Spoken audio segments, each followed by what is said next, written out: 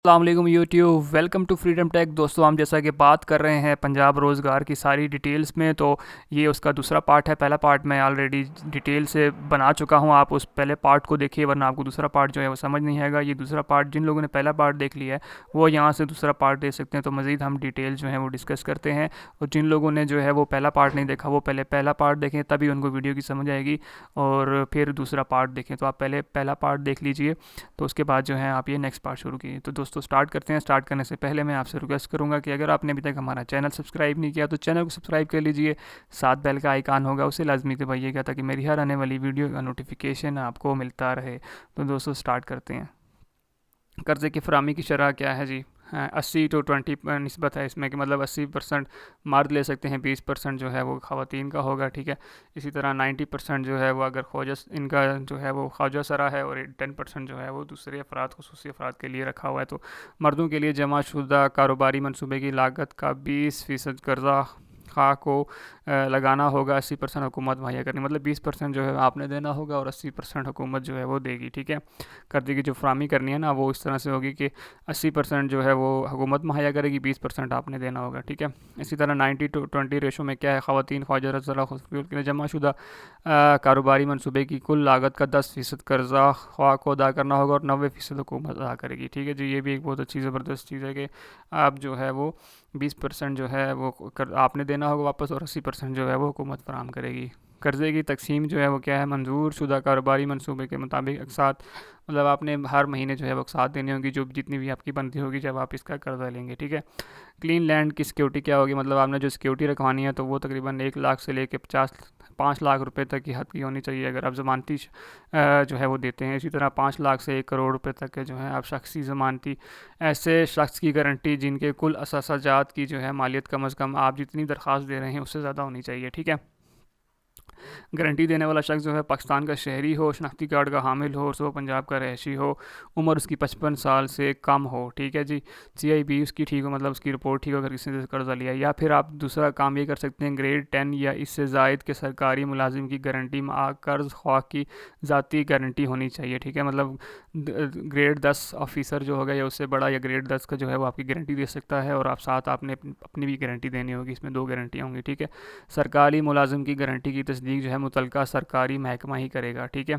कर्जा खा के असासाजात के तखमीना लगाने का तरीका, काबिल मुंतकिल असासाजात का तखमीना इस तरह लगाया जा सके, जायदाद का तखमीना मुतलका DC रेट्स के मुताबिक जो है इसका लगाया जाएगा। उसके बाद कर्ज खा की जायदाद का तखमीना वेल्थ टैक्स स्टेटमेंट से भी लगाया जा सकता है, और या फिर पाकिस्तान बैंक एसोसिएशन के मंजूर शुदा एजेंट्स के मुताबिक भी जो है लगाया जा सकता है।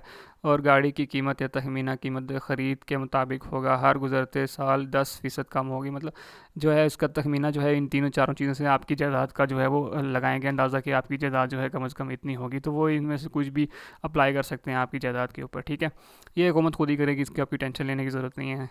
उसके बाद जो है सिक्योर लैंडिंग के लिए सिक्योरिटी, मतलब आप जो है वो कर्जा लेने जा रहे हैं तो आपने जो भी सिक्योरिटी रखवानी होगी, तो अगर आप जो है वो देते हैं तो उसमें असासाजात को रहन रखना, असासाजात की तफसील जो है आपने सारा कुछ देना होगा, कि मेरी अपनी ज़मीन है, ये वो सारी चीज़ें आपने हुकूमत को बतानी होंगी।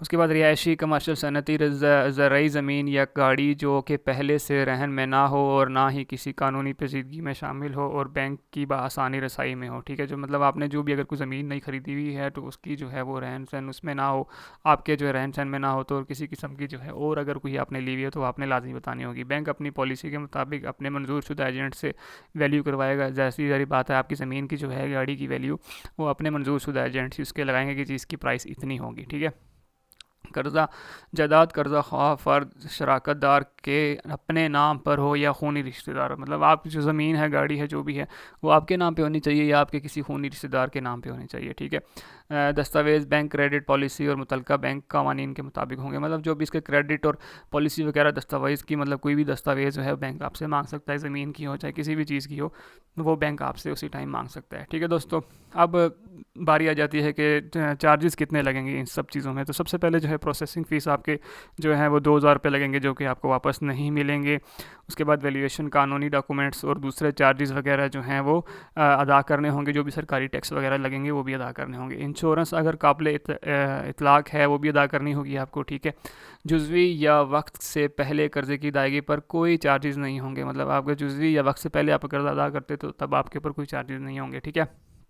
कर्ज़े की मुकर्ररा तारीख के बाद अदायगी की सूरत में असल रकम पर 1 रुपया फ़ी 1000 रुपये फ़ी दिन के हिसाब से जुर्माना होगा। मतलब आप अगर किस्त जमा कराने में लेट हो जाते हैं तो 1 रुपया जो है 1000 रुपये के ऊपर लगेगा हर दिन के हिसाब से, ठीक है। तो ये भी आप चीज़ें एक देख लीजिएगा। उसके बाद हम थोड़ी सी और डिटेल पढ़ जाते हैं, जिसमें है दरख्वास्त गुज़ार के लिए इंपॉर्टेंट चीज़ें क्या क्या हैं। जब वो अप्लाई करेगा तो उसके लिए क्या क्या ज़रूरी है कि आपके पास चीज़ें होनी चाहिए, ठीक है। एट द एंड क्या होता है, लोग अप्लाई करने बैठ जाते हैं लेकिन उनके पास ये चीज़ें ही नहीं होती, तो फिर वो अप्लाई नहीं कर सकते। तो इसलिए यहाँ पे उन्होंने बता दिया है कि जी अपनी दरख्वास्त शुरू करने से पहले आपके पास मुदर्जा झेल दस्तावेज़ की स्कैन कापी, वाज़ेह नज़र आने वाली तस्वीरें होनी चाहिए। मतलब आप जब इसके लिए अप्लाई करेंगे, क्योंकि इसके लिए ऑनलाइन अप्लाई करना है, इसके लिए कोई भी जो है वो आपने किसी बैंक जाके अप्लाई नहीं करना, तो इसलिए जो है आपके पास हर चीज़ फॉर्म जो है वो सारे के सारे स्कैन होने चाहिए, ठीक है। स्कैन जो है वो आप किसी भी फ़ोटो कॉपियर पे चले जाएं, किसी के पास भी चले जाएं, अपने डॉक्यूमेंट्स ले जाएं, उनको बोलें इनको सबको स्कैन कर दो, तो वो स्कैन कर देंगे, ठीक है। आपने तस्वीर बना के नहीं लगाना, वो रिजेक्ट हो जाएगी, ठीक है। इन्होंने साफ़ बता दिया। मुकम्मल चेहरे के साथ तस्वीर एक आपने स्कैन करानी है। शनाख्ती कार्ड का सामने वाला हिस्सा, शनाख्ती कार्ड का पिछली तरफ वाला हिस्सा, ताज़ा तरीन डिग्री सर्टिफिकेट अगर और भी कोई लागू होता है, मैट्रिक, इंटरमीडिएट, अभी कोई भी आपने डिग्री वगैरह की हुई है तो आपने उसका भी जो है वो स्कैन करवाना है। तजर्बा सर्टिफिकेट, अगर आपने कोई तजर्बा वगैरह है, मतलब किसी चीज़ का सर्टिफिकेट आपने किया हुआ है, वो भी होना चाहिए। उसके बाद तजारती इदारों के साथ लाइसेंस, अगर कोई आपने जो है वो आपका कोई लाइसेंस वगैरह है तो वो भी आपने जो है वो स्कैन करवाना होगा, ठीक है। अपनी दरख्वास्त शुरू करने से पहले आपके पास मुदर्जा झेल मालूमात का होना ज़रूरी है। कौमी टैक्स नंबर लाजमी नहीं होगा, लेकिन अगर है तो वो अच्छी बात है। आपके पास नहीं है तो बराए मेहरबानी दिए गए लिंक पर रजिस्टर कर लें। आप इस पर जो है वो अपना NTN नंबर भी बना सकते हैं, ठीक है। आपके मौजूदा पते पर बिजली के बिल का सारिफ शनाख्त नंबर, मतलब आपने जो है अपना बिजली का बिल भी साथ लेके लिखना होगा, उसके ऊपर जो नंबर लिखा होता है वो भी आपने लिखना होगा, ठीक है। वो आपके पास होना चाहिए। आपके पास मौजूदा ऑफिसर एड्रेस पर बिजली के बिल का सारिफ शनाख्त नंबर ये भी होगा आपके पास, वो भी आपने स्कैन कराना है। अगर आपके नाम पर रजिस्टर किसी भी गाड़ी की रजिस्ट्रेशन नंबर वो आपके पास होना चाहिए। नए कारोबार की सूरत में माहाना कारोबारी आमदनी, कारोबारी अखराजात, घरेलू अखराजात और दीगर आमदनी का तखमीना ये मुहैया करना होगा। आपको पूरा चार्ट बनाना पड़ेगा, ठीक है।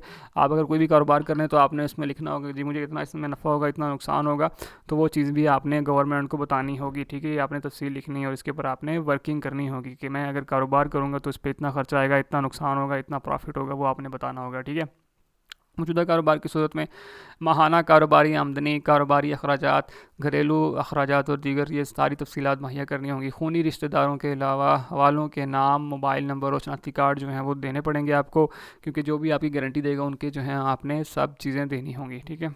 बराए मेहरबानी तवज्जो फरमाएँ, इस दरख्वास्त को शुरू करने से पहले आपके पास रजिस्टर मोबाइल नंबर ज़रूरी होना चाहिए जिस पर आपके साथ बैंक और PISP से रब्ता कर सके। मतलब जो भी आप नंबर देंगे वो आपका अपना होना चाहिए और हर वक्त ऑन होना चाहिए, ठीक है।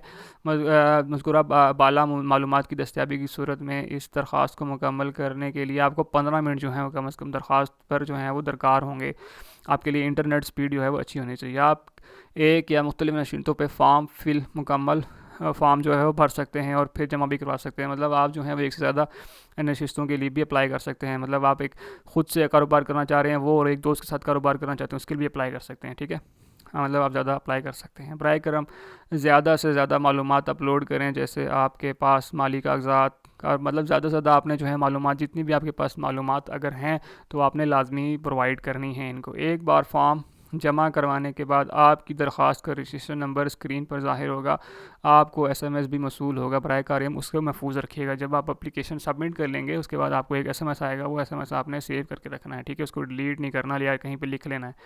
अपनी दरख्वास्त रजिस्ट्रेशन नंबर के साथ करीब तरीन बैंक ऑफ पंजाब किसी भी ब्रांच पे तशरीफ़ ले जाएं, जहां मुबल्लिग 2000 रुपये प्रोसेसिंग फ़ीस जमा कराने के बाद आपकी दरख्वास्त पर कार्रवाई शुरू होगी। ये सबसे इंपॉर्टेंट है, सबसे इंपॉर्टेंट क्वेश्चन है कि जी आप कुछ लोग होंगे कि वो जी दरख्वास्त जमा करा कर जो है वो बैठ जाएंगे, उसके बाद जो है वो 2000 रुपये जमा ही नहीं करेंगे, तो भैया आपकी जो दरख्वास्त पर अमल ही नहीं होगा, ठीक है जी। तो आपने जब फॉर्म सबमिट कराना है उसके बाद आपने 2000 फीस जब भी जमा करानी है तभी आपकी दरख्वास्त के ऊपर काम होगा, अदरवाइज़ आपकी दरख्वास्त पे काम भी नहीं होगा। ठीक है, ये याद रखना है आपने। बैंक ऑफ पंजाब के करीबी ब्रांचों को तलाश करने के लिए जो है आप इस लिंक पे क्लिक कर सकते हैं, या किसी भी आप करीब तरीन नेशनल बैंक ऑफ पंजाब की ब्रांच पे जा सकते हैं। आपकी दरख्वास्त के अमल के अगले मरहले में मुंतकिल होने के बाद आपको SMS मसूल हो जाएगा। आप इस लिंक पे करके भी अपनी हैसियत जान सकते हैं। मतलब जैसे ही आपकी दरख्वास्त जो है वो अप्रूव हो गया, आपको एक SMS मिल जाएगा, यहाँ से भी चेक कर सकते हैं। नई दरख्वास्त सिर्फ उसी सूरत में दी जा सकती है अगर आपकी पहली दरख्वास्त मुस्तरद हो गई हो, या आपने पहले हासिल किया हुआ कर्ज़ा मुकम्मल तौर पर वापस कर दिया हो। तो आपकी दरख्वास्त जो है वो तभी दोबारा अप्लाई कर सकते हैं अगर आपकी दरख्वास्त जो है मुस्तरद हो गई हो, या आपने जो पहले अगर कर्ज़ा लिया तो उसको वापस कर दिया हो।